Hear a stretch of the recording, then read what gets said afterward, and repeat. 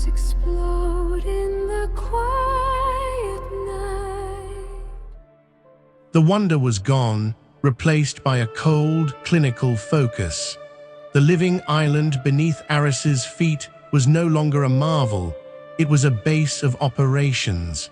The singing of the healthy sky whales was no longer a symphony, it was a baseline against which to measure the distress calls of the sick. Paradise had become a patient in critical condition. Whisper, deploy the sensor net. I want a full-spectrum atmospheric and biosignature grid over the primary migratory corridor between Aethelgard and the Emerald Ring. Deploying now. From the underbelly of the Horizon's Whisper, a dozen disc-like drones shot into the sky, their repulsors humming softly. They spread out in a predetermined formation, settling at various altitudes, their tiny sensors now constantly tasting the air, monitoring wind shear, radiation, and the faint biological traces left by the passing leviathans. Aris spent the next days in a grueling rhythm. His world shrank to the confines of the Whisper's lab and the mossy plateau outside. By day, he conducted field studies on the turtle reef's unique ecosystem, collecting samples of the resilient purple flora and the six-legged chitinous skitterers that called the living landmass home. It was a fascinating, parallel world of biology, but his mind was always in the sky. Every erratic whale call made him flinch. Every sudden gust of wind that rattled the ship's hull sent a jolt of adrenaline through him. The data from the sensor net began to paint a grim picture. The storms were not random. They clustered along the paths of the sickest pods, as if the very air was revolting against their compromised biology. Whisper correlated the data in real time, displaying it on the main lab holotank. Hypothesis confirmed, the AI stated, its voice calm amidst the visual chaos of swirling storm fronts and erratic whale trajectories. The sky whale's internal hydrogen cycling acts as a planetary thermostat and pressure regulator. Their collective migrations smooth out thermal gradients. As their numbers falter, the atmosphere becomes increasingly unstable. And the toxin? Aris asked, his eyes burning from staring at the screens. He rubbed them, the image of the listing whale seared into his memory. We have to find the source. It's building up in their systems, but where are they getting it? Their food source is atmospheric plankton. Indeed, the Aethelonyx plankton. I have been analyzing samples collected by the high-altitude drones.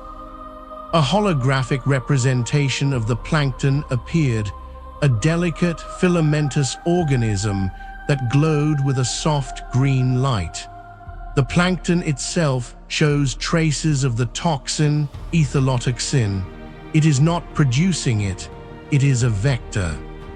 So something else is poisoning the plankton, which then gets concentrated up the food chain to the whales, Aris concluded. He paced the length of the lab, the pulsing of the turtle reef a steady, somber drumbeat. The plankton are everywhere in the atmosphere, but the sick pods, they all feed heavily in the upper atmosphere near the ring interface, the boundary layer where Aethelgard's atmosphere kisses the particles of Oceanus's rings. He stopped, a cold realization dawning. The rings, it has to be coming from the rings. He turned to the holotank.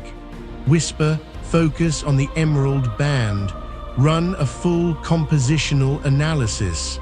Look for organic compounds, biological signatures. Cross-reference with the toxin's molecular structure.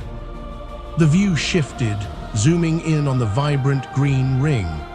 The analysis scrolled down the side of the display, ice, silicates, complex hydrocarbons, and then a match. Identified, a microscopic bioluminescent algae, Chromera algens, is inhabiting the ice particles of the Emerald Ring. It is a native and usually benign part of the ring ecosystem.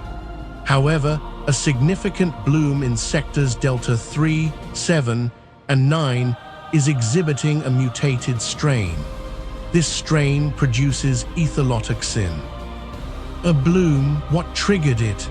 Aris asked, his heart sinking.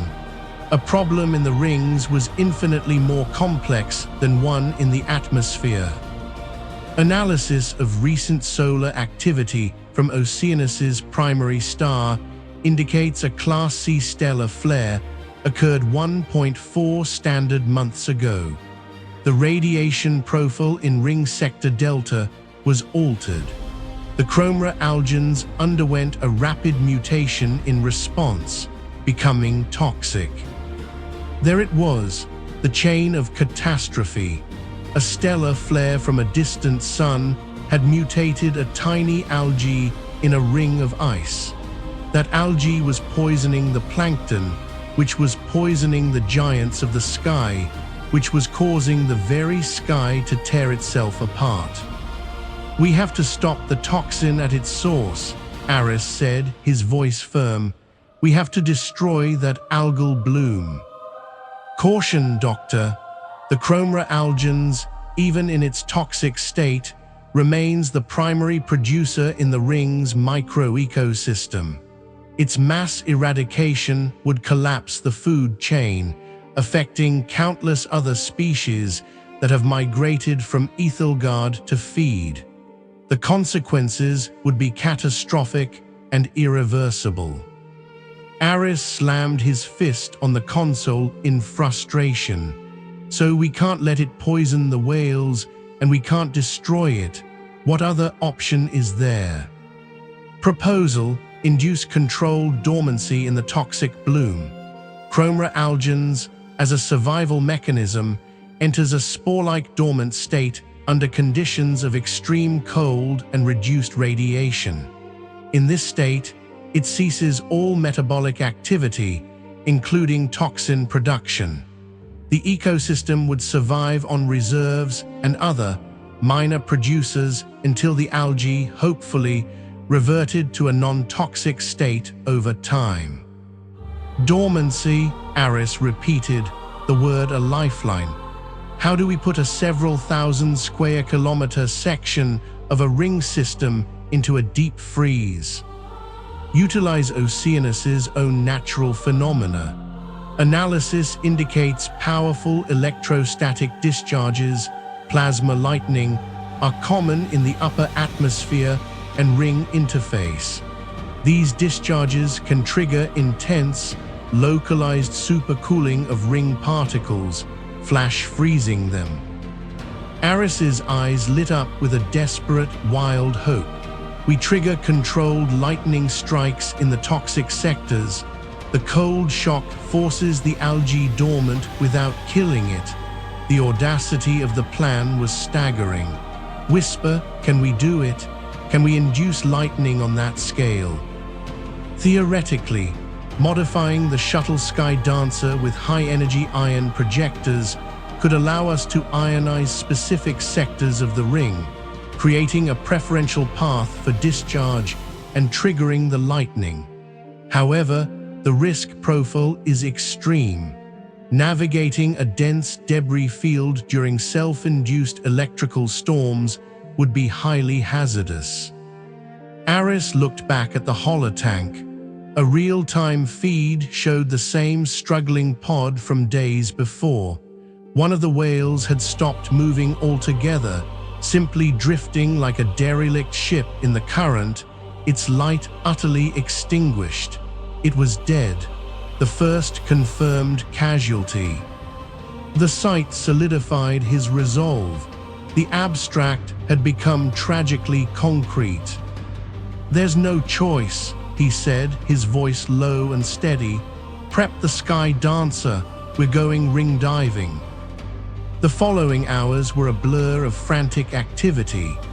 Aris, suited up in his advanced EVA suit, oversaw the modifications, as the Whisper's robotic arms mounted the bulky iron projectors onto the sleek, arrowhead-shaped shuttle. The Sky Dancer was a scout vessel, built for speed and agility in atmosphere, not for brawling in planetary rings. "The modifications are complete," Whisper announced.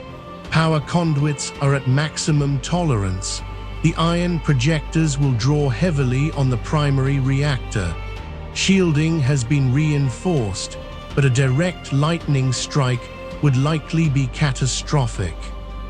"Let's try to avoid that," Aris said, climbing into the shuttle's cockpit. The hatch sealed with a hiss, the familiar hum of its systems a comforting sound. Through the canopy, he could see the Whisper, and beyond it, the serene, deadly beauty of Turtle Reef Alpha. He wondered if the great beast beneath him could sense the sickness in the sky. "Running final pre-flight checks," he reported, his hands dancing over the controls. "Navigation is set for Ring Sector Delta 9, initiating launch sequence." The Sky Dancer lifted smoothly from the mossy back of the living island, its repulsors kicking up a swirl of purple spores. It rose through Aethelgard's atmosphere, the ride growing progressively rougher as it hit the turbulent upper layers. He passed a healthy pod, their songs a haunting reminder of what he was fighting for. Then he saw another sick one, their movements jerky, their light guttering. He pushed the throttle, and the Sky Dancer shot out of Aethelgard's atmosphere, leaving the blue sky behind for the stardusted blackness of space. Ahead of him, the immense, curving wall of Oceanus's rings filled his vision, a silent, glittering avalanche of ice and rock. "Approaching Sector Delta 9, he said, his grip tight on the control yoke. The emerald band glowed with its false, toxic vitality. "Activating iron projectors. Let's make it rain." He took a deep breath, his target locked. With a silent prayer to whatever gods watched over foolish scientists, he pressed the firing control.